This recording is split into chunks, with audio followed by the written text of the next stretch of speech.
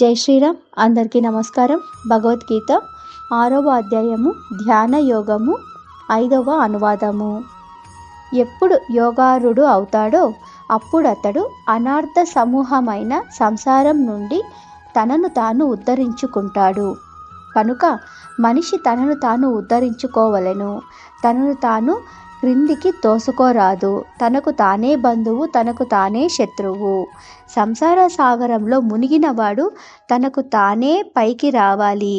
యోగారుడను పొందవలెను.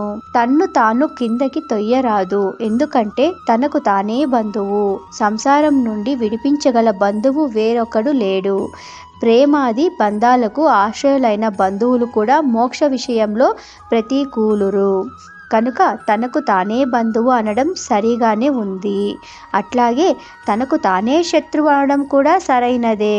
అపకారి అయిన బాహ్య శత్రువు కూడా తన చేతనే ప్రయోగింపబడినవాడు అయి ఉంటాడు. జై శ్రీరామ్.